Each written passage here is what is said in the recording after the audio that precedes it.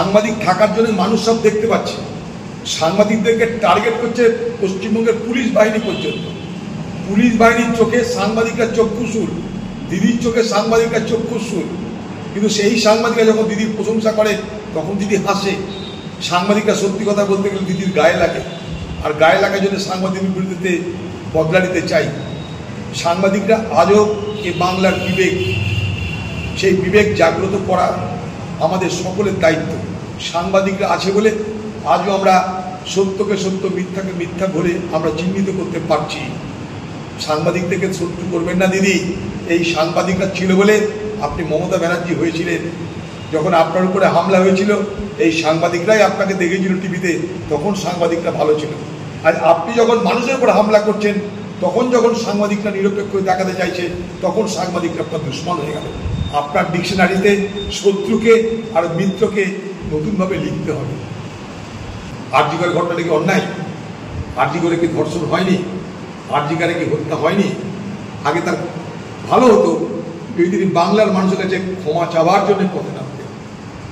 বাংলার মানুষ ক্ষম হে ক্ষম বলে যদি তিনি পথে নামতেন তাহলে শোভা দিত। গ্রেপ্তার করা উচিত। ওর মতন বড় ক্রিমিনাল বাজারে পাবেন কোথায়? এ বাংলার অপরাধ জগতের উদীয়মান সূর্যের নাম ওখানকার প্রিন্সিপাল। এখানকার বাংলার অপরাধ যে জগৎ, সেই অপরাধ জগতের উদীয়মান সূর্য মধ্যগগনে বিরাজ করছেন, তার নাম মিস্টার কে সন্দীপ। এবং তার পিছনে বাংলার মুখ্যমন্ত্রীর প্রত্যক্ষ পরোক্ষ মদত অবশ্যই আছে। আমি দায়িত্ব নিয়ে কথা বলতে পারি। সব কিছু হয়েছে প্রশাসনের নজরে থাকার সময়। আজকে উনি বুঝতে পারছেন বিপদ আসন্ন। আজকে ওই ভদ্রলোক বুঝতে পারছেন বিপদ আসন্ন, তাই তিনি আরেকটা নাটক করে আইনের সাহায্য দিতে চাইছেন। আইনকে বুড়ো আঙুল দেখিয়ে যারা প্রতিদিন আইন ভেঙেছেন, আইন ভাঙতে ভাঙতে আজ আমাদের ঘরের মা বোনদের নিরাপত্তাকে কেড়ে নিয়েছেন।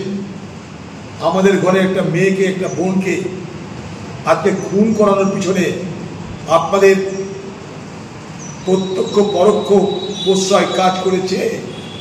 সেই সময় দাঁড়িয়ে বিচারকের সামনে জনতার দরবারে আপনাকে বিচার করা উচিত।